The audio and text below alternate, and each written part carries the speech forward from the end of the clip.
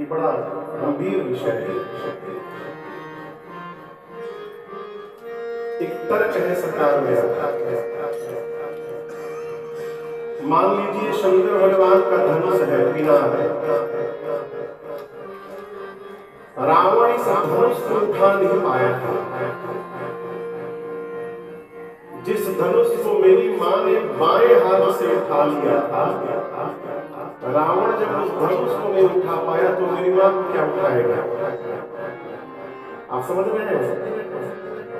तो इस बात को स्पष्ट समझिए, मानस में लिखा है लंका रावण सीता मैया को लेकर नहीं गया था।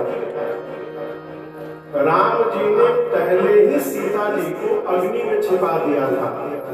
सीता प्रथम अनल राम जी जानते हैं कि जब तक रावण सीता जी को लेकर जाएगा नहीं, तब तक मुझे मारने का कोई कारण नहीं मिलेगा। और सीता जी को लेकर जा नहीं सकता, तो भगवान ने सीता मैया से कहा कि आप अग्नि में जाकर के बैठ जाओ। कहाँ बैठ जाओ? कब तक? जब तक धरती से निशाचरों का अंत न कर दो।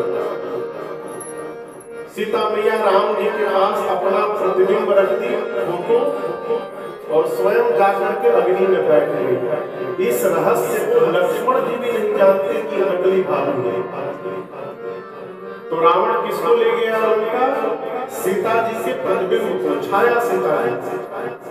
और जो आप लोग प्रश्न करते हैं कि राम जी ने मां की अग्नि परीक्षा क्यों ली, कोई अग्नि परीक्षा नहीं थी। अग्नि में जो सीता जी पहले से बैठी हुई थी, उनको अग्नि से बाहर निकालना था, इसलिए भगवान ने वो रचना रची। प्रतिबिंब की सीता जी अग्नि में जाके जल गई और असली मैया अग्नि से बाहर आ गई, और ये रहस्य कोई समझ नहीं पाया। मानस में पूरा लिखा हुआ है। तो भगवान ने मां को अग्नि में छिपाया, रावण मेरी मां के प्रतिबिंब को लेकर गया। भगवान आगे बढ़े, जटायु जी को गति दी, शबरी जी को नौधा भक्ति सुनाए। शबरी जी ने कहा प्रभु श्री आप सुग्रीव जी से मित्रता करिए। किससे मित्रता करिए? भगवान आए, सुग्रीव से मित्रता किए और बाली को मार के सुग्रीव को राजा बनाया। किसके नाम?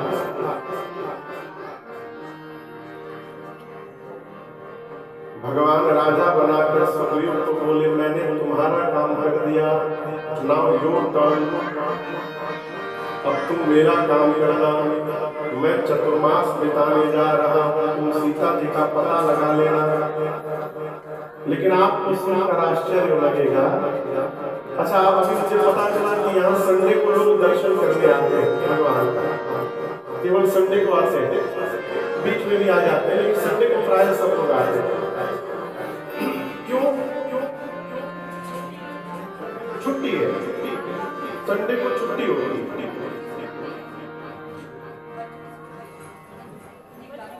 अच्छा, बच्चों की हिंदी क्लास भी है, फिर क्लास को साइड रखिए। छुट्टी है, आप at least once in a week तो आते हैं।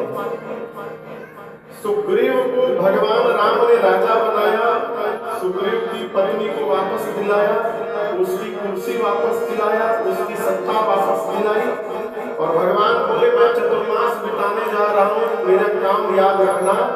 पूरा चतुर्मास बीत गया, सुग्रीव भगवान को देखने तक नहीं गया। आप सोच सकते हैं, जिस भगवान से आपको सब कुछ प्राप्त हुआ, वही भगवान बगल में बैठे रहे, आप देखने नहीं जाएंगे चतुर्मास में?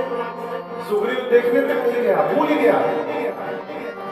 क्यों भूल गया? जीवन में जब सब कुछ बढ़िया हो जाता है तो जीव सबसे पहला काम करता है, भगवान का स्मरण करता है। बात थोड़ी अटपटी है, बोलू बोलू, बुरा नहीं मानेंगे ना। मंदिर में बैठे हैं हमारा, ठाकुर जी से प्रार्थना करिए प्रभु जीवन में थोड़ा अभाव बना कर रखिए। क्यों? अभाव जब तक रहता है भगवान को याद करने का स्वभाव बना रहता है, और जैसे अभाव समाप्त हुआ भगवान को बुलाए जाते हैं। राम जी को आया, क्रोध बुलाए सुग्रीव को, सुग्रीव पांव में गिर गया, कहा प्रभु मैं अभी व्यवस्था करता हूँ सीता जी का पता लगाने का। यही से सुंदरकांड की भूमिका प्रारंभ होती है।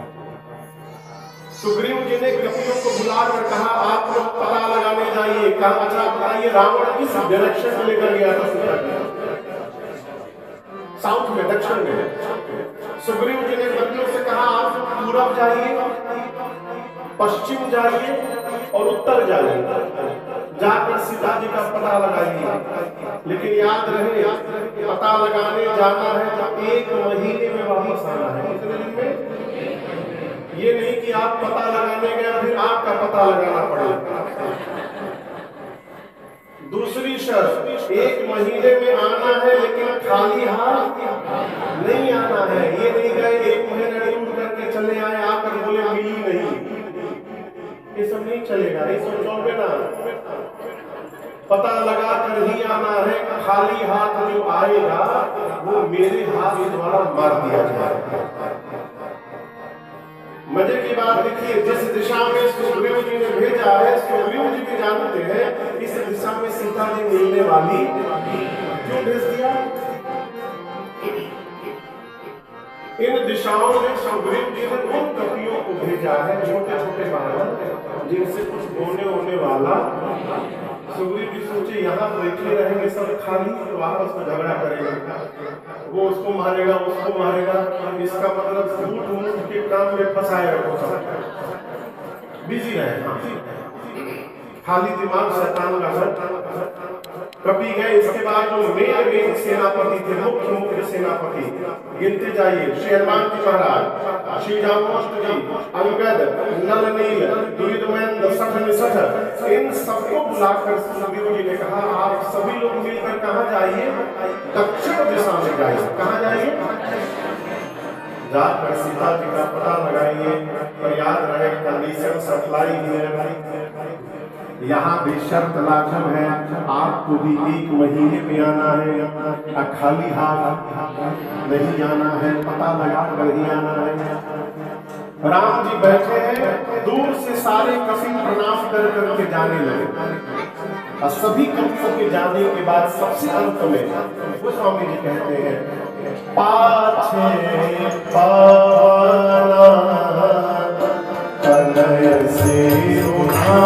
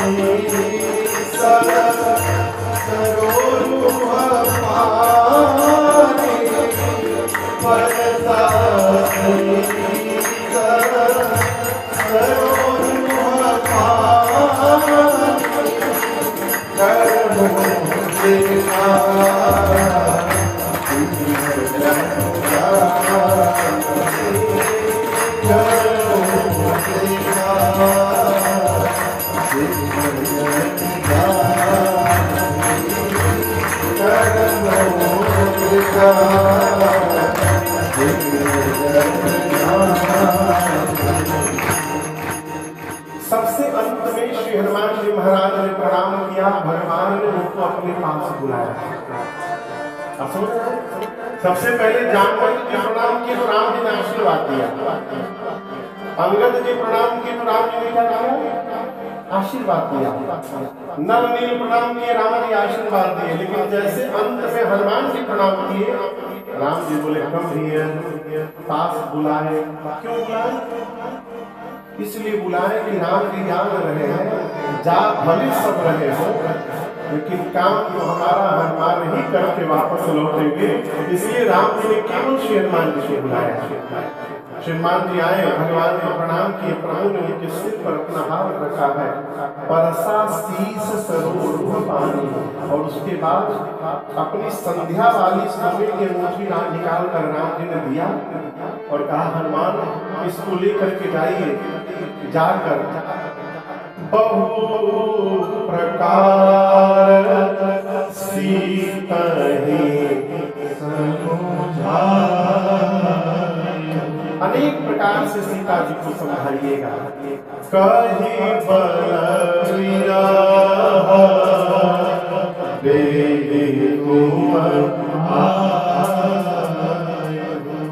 प्रभु ने कहा हनुमान जी को आप जाइए, सीता जी से यदि विश्वास न हो कि मैंने आपको भेजा है तो आप ये अंगूठी दिखा दीजिएगा, उनको विश्वास हो जाएगा। अनेक प्रकार से समझाइएगा और समझा कर हनुमान शीघ्र वापस आएगा। राम जी ने हनुमान जी को जाने के लिए कह दिया, राम जी ने हनुमान जी को आने के लिए कह दिया। इसका अर्थ है अब श्री हनुमान जी को नहीं जाना, भगवान का वचन ही हनुमान जी को लेकर के जाएगा और ये वचन ही सकुशल लेकर के आएगा। अब दुनिया की कोई ताकत हनुमान जी को रोकने वाली नहीं है। ये प्रसंग कह रहा है घर से कोई भी कार्य करने निकलिए तो अपने माता पिता का आशीर्वाद लेकर निकलिए। माता पिता के आशीर्वाद में वो शक्ति है माई बाप कि जीव असंभव को भी संभव कर सकता है। राम जी हनुमान जी जा नहीं रहे हैं, हनुमान जी भेजे जा रहे हैं। आप समझ इस बात को, दोनों में बहुत अंतर है। जब हमारा श्रेष्ठ हमको जब कहीं भेजता है तो हम नहीं जाते, हमारा श्रेष्ठ का वचन हमारे साथ जाता है। राम जी ने हनुमान जी को कहा जाइए, जा करके आइए। श्री हनुमान जी महाराज प्रणाम किए और प्रणाम करके कपियों को लेकर चल पड़े। चलते चलते संपासी जी मिले, पहले स्वयं प्रभा मिले। उन्होंने अपने तपस्या के बल से सभी कपियों को समुद्र के किनारे भेज दिया। कहाँ भेज दिया? समुद्र के किनारे जाने के बाद अंगद रोने लगे। क्यों? रास्ता समाप्त तो समुद्र है, आगे जाएंगे तो पानी में डूब के मर जाएंगे। अब बिना पता लगाए पीछे जाएंगे तो सुग्रीव मार डालेंगे। अब आगे भी मरना है और पीछे भी मरना है। अंगद बोले जामवंत जिसे न हम आगे डूब के मरेंगे न पीछे सुग्रीव के हाथों मरेंगे। हम लोग यही तब तक बैठे रहेंगे जब तक सीता जी मिल न जाए। सारे कपि बानर समुद्र के किनारे बालू पर बैठे गए। जामवंत जी समझाने लगे राम जी ब्रह्म है, भगवान है, भगवान का काम भगवान ही करते हैं। हम और आप निमित्त है, अवश्य कोई मार्ग निकलेगा। ये कौन कह रहा है? श्री जामवंत जी। और समझिए जहाँ बोल रहे हैं वही ऊपर पहाड़ की गुफा में जटायु के भाई है संपाति, वो बैठे। संपाति के शरीर में पंख नहीं है, पंख नहीं है तो उड़ नहीं पाते, उड़ नहीं पाते तो कहीं जा नहीं पाते, और कहीं जा नहीं पाते तो भूखे बैठे हैं, कई दिनों से भूखे हैं। कपियों की आवाज संपाति को सुनाई पड़ी तो संपाति बाहर निकल के नीचे देखे और देखे इतने सारे बानर। तुरंत बोले धन्यवाद ब्रह्मा जी, बहुत दिनों से भूखा था मैं, इतने सारे बानरों को भेज दिया आपने, आज सबको खा जाऊंगा मैं। अंगद सुने तो ब्रह्मा जी से बोले जय हो। अभी हम बोल रहे थे ना आगे जाके मरेंगे न पीछे जाके मरेंगे, तब तक आपने यही मारने की व्यवस्था बना दी। एक ये गिद्ध